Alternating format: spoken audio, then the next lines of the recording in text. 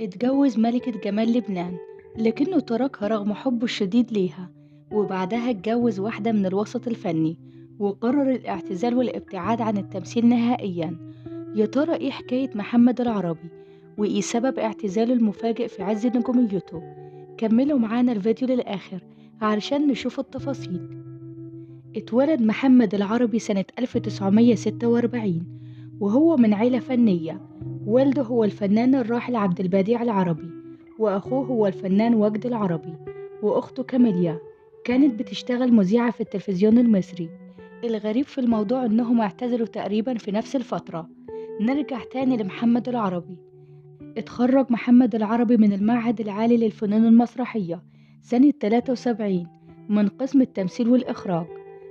اكتشف الفنان صلاح أبو سيف وقدمه في فيلم حمام الملاطيلي، والفيلم ده كان وش السعد عليه. واتشهر محمد العربي وبقى نجم شباك. وبعدها شارك محمد العربي في فيلم الرسالة، ويعتبر الفيلم ده من أشهر الأفلام في تاريخ السينما المصرية. بعد ما اتشهر محمد العربي وأصبح ليه جمهور في كل مكان، نشأت قصة حب بينه وبين فنانة اسمها نادية أرسلان. والفنانة دي فنانة لبنانية جات لمصر علشان تمثل، وكانت وقتها ملكة جمال لبنان. اتجوزت نادية من محمد العربي، لكن بعد الجواز بفترة بدأ محمد يغير عليها جدا من شغلها في التمثيل، وخصوصا لأنها كانت بتعمل مشاهد جريئة في الأفلام. حاول محمد إنه يقنعها إنها تنتبه لبيتها وتعتزل التمثيل، لكن نادية رفضت واختارت التمثيل. وبعد سنة من جوازهم انفصلوا عن بعض بهدوء.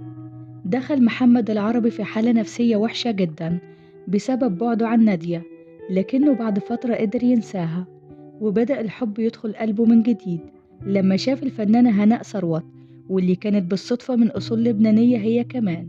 اتجوزها محمد وعاشوا حياة سعيدة وخلفوا 3 أطفال. وفي يوم من الأيام قابل محمد العربي الفنان محمد نجم في المسرح، وبدأوا يتكلموا مع بعض.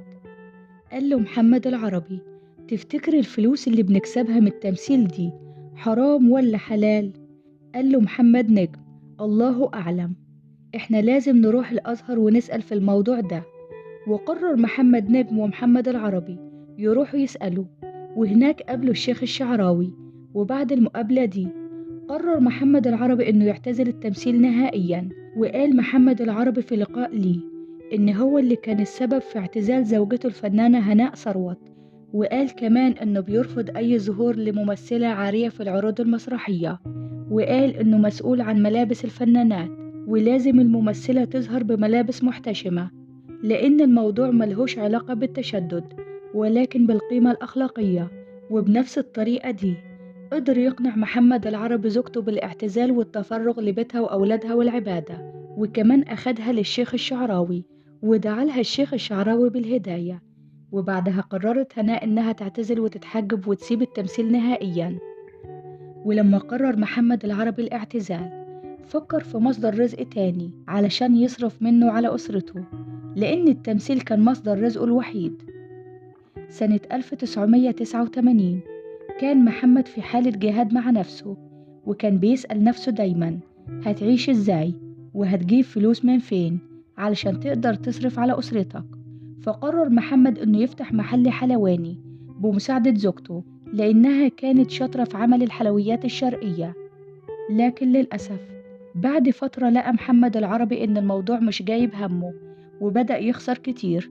فقرر محمد إنه يغير نشاطه ويحول المحل المكتبة لبيع الكتب، لكن برضه المشروع منجحش زي ما كان متخيل، وفشل المشروع جدا، وأصبح محمد على الحديدة. وبعد تفكير طويل فكر محمد إنه يعمل مزرعة حيوانات، لكنه كان مفلس ومش معاه فلوس، فاستلف مبلغ من عيلته علشان يقدر يعمل المشروع. والمشروع نجح جدا فوق ما كان يتخيل. وبعدها اتفرغت هناء للعبادة وقدرت إنها تحفظ القرآن الكريم، وحجت لبيت الله، وشاركت زوجها في بناء دار أيتام، وكانوا بيقدموا تبرعات للفقراء والمحتاجين.